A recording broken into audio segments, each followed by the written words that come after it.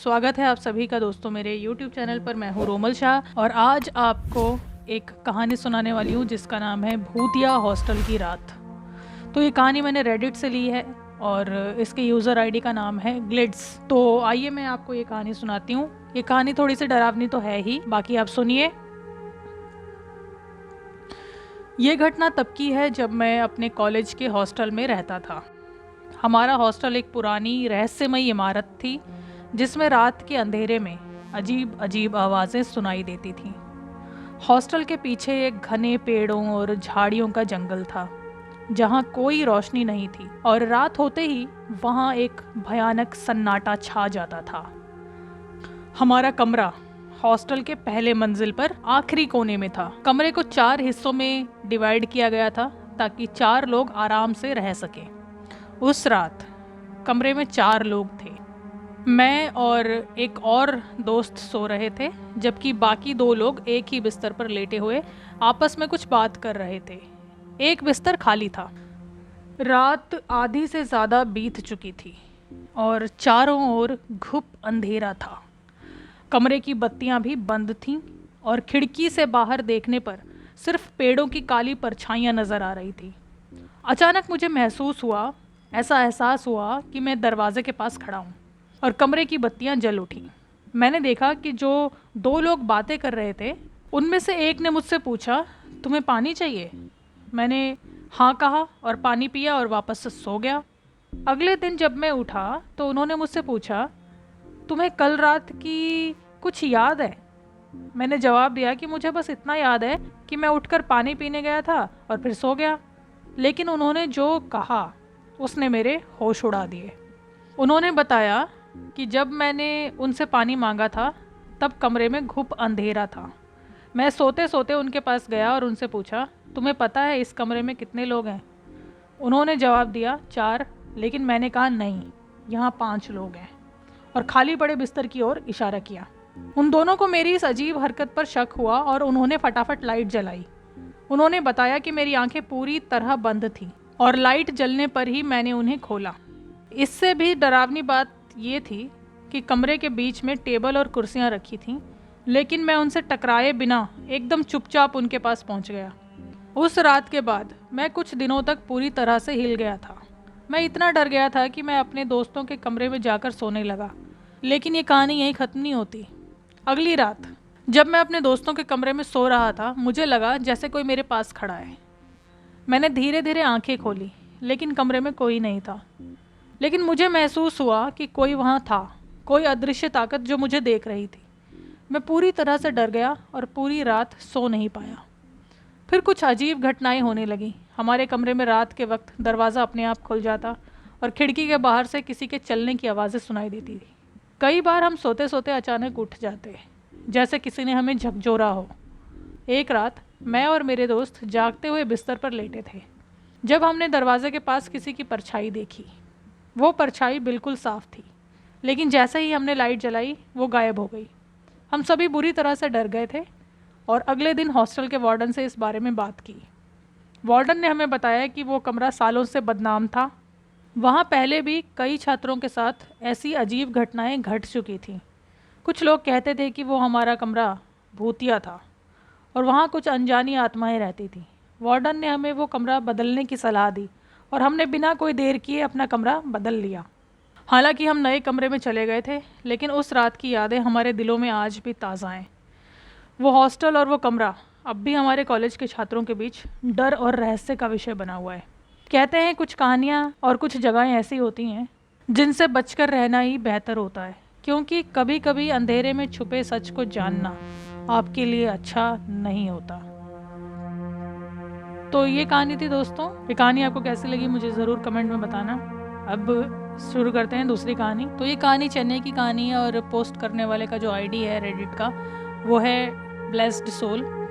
मुझे लगता है कि कहानी में कुछ ना कुछ तो सच्चाई है। कहानी का नाम है कदमों की आवाज़ और अनदेखी ताकतें। उसी बंदे के पर्सपेक्टिव से मैं आपको ये कहानी सुनाती हूँ। तो ये कहानी उन रहस्यमयी घटनाओं की है जो मेरे साथ कई बार हो चुकी हैं। ये वो बातें हैं जिन्हें मैं चाहकर भी नहीं भूल सकता। मेरे पुराने घर की बात है। जो एक बड़े सुनसान मैदान के पास स्थित था। उस मैदान में घने पेड़ और एक पुराना अम्मन कोविल था। अम्मन कोविल जिन्हें नहीं पता मैं बता देता हूँ कि चेन्नई में अम्मन कोविल का मतलब होता है मंदिर। तो वहाँ एक मंदिर था पुराना।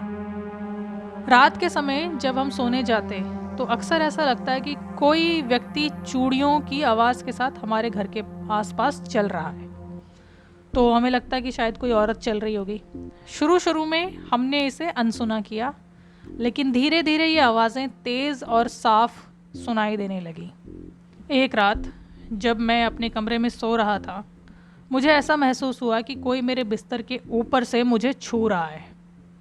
मैंने सोचा कि ये मेरा कुत्ता होगा, क्योंकि वो हमेशा अपने सिर को मेरे हाथ पर रखकर मुझे जगाता था। मैं मुस्कुराते हुए उठा ताकि उसे सहला सकूं, लेकिन जब मैंने अपनी आंखें खोली तो मैं सकते में आ गया। कमरे में कोई नहीं था और दरवाज़ा भी बंद था। ये कैसे हो सकता है? मैंने अपनी पूरी ताकत से खुद को यकीन दिलाने की कोशिश की कि शायद मैं सपना देख रहा था, लेकिन मुझे पता था कि ये सच था। कुछ समय बाद एक और घटना हुई जिसने मुझे इतना डरा दिया कि मैं कई रातों तक सो नहीं सका। मैं, मेरी माँ और मेरी बहन एक ही कमरे में सोते थे। मेरी बहन रात को देर तक अपने लैपटॉप पर खेलती रहती थी, जबकि मेरी माँ जल्दी सो जाती थी। उस रात मैं अपने फ़ोन पर कुछ देख रहा था। अचानक मैंने अपनी आंखों के कोने से देखा कि मेरी बहन उठी। उसने अपने हेडफोन अलमारी में रखे, फिर अलमारी बंद की और माँ के बगल में जाके लेट गई। ये सब कुछ इतना सामान्य था, इतना नॉर्मल था कि मैंने इस पर ज़्यादा ध्यान नहीं दिया, क्योंकि ये उसकी रोज़ की आदत थी। फिर मैंने सोने का फैसला किया और आंखें बंद कर ली। लगभग 5 मिनट बाद मेरी माँ ने मेरा नाम लिया और कहा कि मैं अपनी बहन को बुला दूँ ताकि वो आकर सो जाए। मैंने हैरान होकर कहा, वो तो आपके साथ ही सो रही है। लेकिन मेरी माँ ने कहा कि वहाँ तो कोई नहीं है। मैंने जल्दी से बत्ती जलाई और बिस्तर की ओर देखा। सच में मेरी बहन वहाँ पर नहीं थी। मैं जल्दी से नीचे गया और उससे पूछा कि क्या वो ऊपर आई थी। उसने हैरानी से कहा कि वो तो अभी ऊपर आई ही नहीं है। उस वक्त मेरे रोंगटे खड़े हो गए, क्योंकि मुझे पक्का यकीन था कि मैंने उसे आते हुए देखा था और अपनी माँ के पास लेटते हुए देखा था। अगर वो मेरी बहन नहीं थी, फिर वो कौन थी? इन घटनाओं के बाद मुझे एहसास हुआ कि हमारे पुराने घर में कुछ ना कुछ एबनॉर्मल है। वो जगह, वो मंदिर और वो सुनसान मैदान, ये सब कुछ ऐसा था जैसे कोई अदृश्य ताकतें वहाँ पर थी जो हमें देख रही थी, हमारे बीच घूम रही थी। उसके बाद मैं हमेशा सतर्क रहने लगा। रात के समय जब भी मुझे चूड़ियों की आवाज़ सुनाई देती या कोई अनदेखी ताकत मुझे छूती, मैं अपने अंदर काफ़ी डर का एहसास करता था। लेकिन मैं जानता था कि जितना मैं इससे डरता हूँ, उतना ही ये ताकतें मुझे और डराएंगी। इसीलिए मैंने डरना बंद कर दिया और ये चीज़ें अभी भी हमारे इस घर में होती रहती हैं। अब ये बाकियों को भी महसूस होने लगती हैं। अभी तक इन ताकतों ने कोई नुकसान तो नहीं पहुंचाया, पर इनकी मौजूदगी ही डराने के लिए काफ़ी है। तो ये एक घटना थी और मुझे लगता है कि ये सच है। बाकी आपको क्या महसूस होता है मुझे कमेंट में ज़रूर बताना। अब शुरू करते हैं तीसरी कहानी। ये कहानी दोस्तों वाकई में थोड़ी सी डरावनी मुझे लगी, बाकी आप सुनना और बताना कि कैसी लगी आपको। तो एक कहानी का नाम है झील का रहस्य।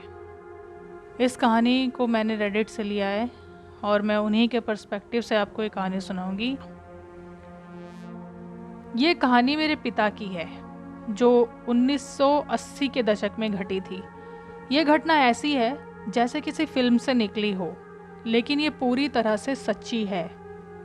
मेरे पिता और उनके दोस्त अक्सर गांव के पास एक बड़ी झील में तैरने जाया करते थे।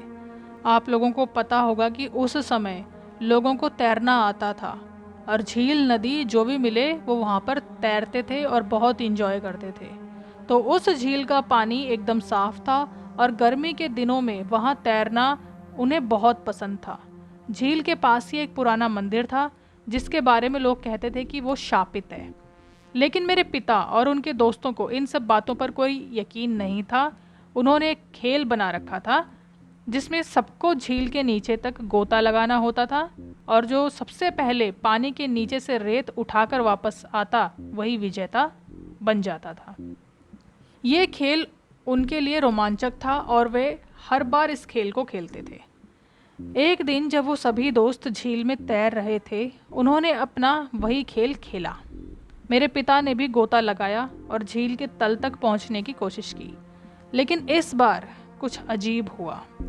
जैसे ही उन्होंने झील की रेत पकड़ने के लिए अपना हाथ बढ़ाया, उनके हाथ में रेत की जगह कुछ और आ गया।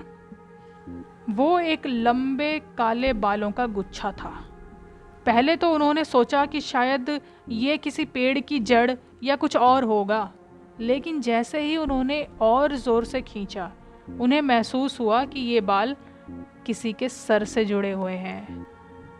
उनका दिल तेजी से धड़कने लगा। उन्होंने घबराकर सिर को देखा और उनका सामना एक मृत महिला के चेहरे से हो गया। मेरे पिता ने जोर से चीख मारी और तुरंत ऊपर की ओर तैरने लगे। उनका एक दोस्त जो उनके पास ही था, उन्होंने भी वही देखा और वो भी घबराकर पानी से बाहर की तरफ भागे।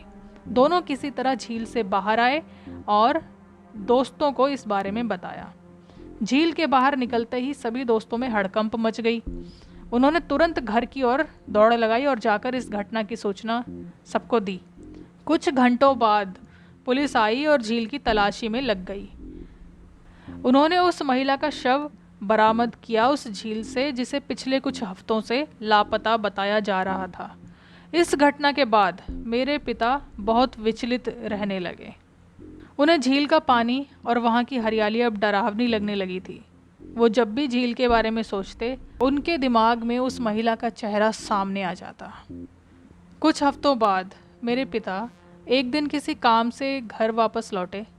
जब वो अपने घर पहुँचे तो उन्होंने देखा कि बरामदे में एक अजनबी औरत बैठी हुई है।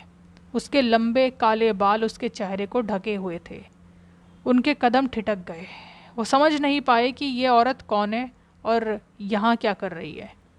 उन्होंने अपने आप को संभाला और अंदर जाकर अपने दादा को बुलाने का फ़ैसला किया। लेकिन जब वो बाहर वापस लौटे तो उन्होंने देखा कि वो औरत वहाँ से गायब हो चुकी थी, मानो वो वहाँ पर थी ही नहीं। इस घटना ने मेरे पिता को अंदर तक हिला दिया था। उन्होंने इसे किसी से साझा नहीं किया, लेकिन वो रातों को चैन से सो नहीं पाए। जब भी वो सोने की कोशिश करते, उन्हें वो झील और उस औरत का चेहरा बार बार याद आता। उन्होंने अपने दोस्तों से बात की, लेकिन कोई भी ये मानने को तैयार नहीं था कि वो औरत वास्तव में थी या सिर्फ एक भ्रम थी। लेकिन मेरे पिता को यकीन था कि वो औरत वही थी जो उनके घर में आके बैठी थी। जिसका शव उन्होंने झील से निकाला था, वो वही औरत थी। इस घटना के बाद मेरे पिता ने झील के पास जाना बंद कर दिया, लेकिन उनका डर यहीं ख़त्म नहीं हुआ। उन्हें हमेशा ऐसा महसूस होता था कि वो औरत उनके आसपास ही कहीं है, उन्हें देख रही है। वो जब भी अकेले होते, उन्हें उसके बालों की सरसराहट सुनाई देती, जैसे वो आसपास ही हो। तो दोस्तों, ये कैसी थी ये कहानी, मुझे ज़रूर बताना, क्योंकि मुझे तो ये काफ़ी डरावनी लगी और ये एक असली घटना है, ऐसा मुझे लगता है। चलिए अब स्टार्ट करते हैं हम चौथी कहानी, और ये चौथी कहानी भी एक सच्ची घटना है, रेडिट से ली है, उन्हीं के पर्सपेक्टिव से सुनाती हूँ। चलो अब नेक्स्ट कहानी पर बढ़ने से पहले, अगर आपने चैनल को सब्सक्राइब नहीं किया और कहानियाँ मेरी पसंद आ रही हैं इस चैनल पर, तो ज़रूर सब्सक्राइब कर लेना, बेल नोटिफिकेशन को दबा देना, ताकि जब भी मैं नई कहानी लेकर आऊँ आप तक नोटिफिकेशन पहुँच और आप कहानी को सुन सकें और डर सकें। एक गेम होता है, बच्चे उसे खेलते हैं, और उस दौरान क्या होता है वो कहानी है। रेडिट से ली है मैंने, और इस बंदे का नाम है रेवन, जिसने ये कहानी पोस्ट की है। और कहानी पढ़कर तो दोस्तों मुझे ऐसा लगा कि ये कहानी ना एकदम सच है। इस कहानी का नाम मैंने रखा है भूतिया कब्रिस्तान का रहस्य। तो शुरू करते हैं उन्हीं के पर्सपेक्टिव से। गांव में एक पुराना मैदान था, जहां गांव के बच्चे अक्सर खेला करते थे। उस मैदान के पास ही एक पुराना कब्रिस्तान था, जो सालों से वीरान पड़ा था। कब्रिस्तान की जर्जर दीवारें और उसमें उगे घने पेड़ उस जगह को और भी भयानक बना देते थे। लोग कहते थे कि शाम के बाद उस कब्रिस्तान के पास जाने की हिम्मत किसी में नहीं थी। ये घटना उस समय की है जब मैं 7वीं या 8वीं क्लास में पढ़ता था। एनुअल छुट्टियों के दौरान, जो वार्षिक छुट्टियां होती हैं, उस दौरान हम कुछ दोस्त उस मैदान में क्रिकेट खेलने गए थे। उस मैदान के एक कोने में एक टूटी हुई झोपड़ी थी जो कब्रिस्तान के पास थी। खेलते खेलते हमने देखा कि 3 लोग, एक औरत और 2 आदमी कब्रिस्तान के अंदर जा रहे थे। उस औरत की चीखें सुनाई दे रही थी। उस औरत के हाथ में कुछ सफ़ेद कपड़े में लिपटा हुआ था। हमारा खेल रुक गया और सबकी नज़रें उसी तरफ लग गईं। 2 आदमी कब्रिस्तान में एक गड्ढा खोदने लगे और वो औरत ज़ोर ज़ोर से रोने लगी। उसका रोना इतना दर्दनाक था कि मेरे रोंगटे खड़े हो गए। वो सफ़ेद कपड़े में लिपटी चीज़ उस गड्ढे में रख दी गई। हमें समझ आ गया कि ये किसी मरे हुए बच्चे का शव था। वो औरत इतनी ज़ोर ज़ोर से चिल्ला रही थी कि हमें वहाँ से भागना पड़ा। हम सभी बहुत डरे हुए थे, लेकिन ये सिर्फ शुरुआत थी। रात को हम फिर से खेलने निकले। इस बार हम ओड्डी पुडुची खेल रहे थे। ये चेन्नई का एक गेम होता है जो बच्चे खेलते हैं। मैं पकड़ने वाला था और अपने दोस्तों को खोजने लगा। तभी मैंने देखा कि कोई मैदान की ओर दौड़ रहा है। मैंने सोचा कि ये मेरे दोस्त हैं और उनका पीछा करते हुए मैं मैदान में घुस गया। लेकिन जब मैं वहाँ पहुँचा तो मैदान में अंधेरा था और मुझे कुछ दिखाई नहीं दिया। मैंने कब्रिस्तान की तरफ से कुछ आवाज़ें सुनी। मुझे लगा कि शायद मेरे दोस्त वहाँ छुपे हुए हैं। मैं जैसे ही कब्रिस्तान के पास पहुँचा तो देखा कि वही औरत रात के अंधेरे में अकेली बैठी हुई है और ज़ोर ज़ोर से रो रही है। वो उस गड्ढे को खोदने की कोशिश कर रही थी जिसमें उसने दिन में अपने बच्चे को दफनाया था। उसके हाथों से मिट्टी गिर रही थी और उसकी आंखों से आंसू गिर रहे थे। मैं समझ गया कि ये कोई साधारण औरत नहीं है। उसकी आंखें अजीब तरह से चमक रही थी, मानो उसमें कोई भयंकर गुस्सा और दुख भरा हो। उसने मुझे देखा और उसकी आंखें मेरी तरफ घूरने लगीं। उस घनघोर अंधेरे में भी उसकी आंखें मुझे साफ दिख रही थी, बड़ी और आंसुओं से भरी हुई। मैं बुरी तरह से डर गया और जितनी तेज़ दौड़ सकता था दौड़कर अपने घर पहुंचा। उस रात मेरी हालत ऐसी हो गई थी कि मैं ठीक से सो भी नहीं सका। जब भी आंखें बंद करता वही औरत मेरी आंखों के सामने आ जाती। अगले दिन मैं अपने दोस्तों से मिला और उन्हें ये सब बताया। सबने मुझे कहा कि मैं दोबारा उस मैदान में ना जाऊं। मैं कभी उस मैदान में लौटकर वापस नहीं गया। लेकिन ये घटना यहीं खत्म नहीं हुई। कुछ दिन बाद गांव में अजीब घटनाएं होने लगीं। लोग कहते थे कि रात के समय उस कब्रिस्तान से बच्चे की रोने की आवाज़ें आती हैं। कोई कहता है कि उसने एक सफ़ेद साड़ी पहने औरत को कब्रिस्तान के बाहर खड़े देखा है, तो कोई कहता है कि उसने मैदान में किसी छाया को घूमते देखा। इन बातों से गांव में एक खौफ फैल गया। लोग उस जगह से दूर रहने लगे। मैं आज भी उस दिन को याद करता हूँ तो मेरी रूह कांप जाती है। उस औरत की वो आंखें और उसकी चीखें आज भी मेरे दिल में गूंजती रहती हैं। कहते हैं कि आत्माओं को कभी शांति नहीं मिलती, और शायद उस औरत की आत्मा भी आज तक अपने बच्चे के साथ न्याय चाहती है। अगर आप कभी ऐसे मैदान में खेलें जिसके पास एक वीरान कब्रिस्तान हो तो सावधान रहें। आप नहीं जानते कि कब कौन सी आत्मा आपको अपनी तरफ खींच ले। तो दोस्तों, ये कहानी भी यहीं ख़त्म होती है। आपको ये चारों कहानियाँ कैसी लगी मुझे कमेंट में ज़रूर बताना, और अगर आपके पास कोई कहानी है तो मुझे कमेंट में बताना। मैं आपको ईमेल आईडी दूंगी, उसमें आप अपनी कहानी भेज सकते हो। और अगर वो कहानी सच्ची होगी, आपकी खुद की होगी, तो मैं वो कहानी इस चैनल पर सुनाऊंगी। तो लेती हूँ विदा। अपना खूब ख्याल रखिएगा। नेक्स्ट कहानी तक, जय माता दी।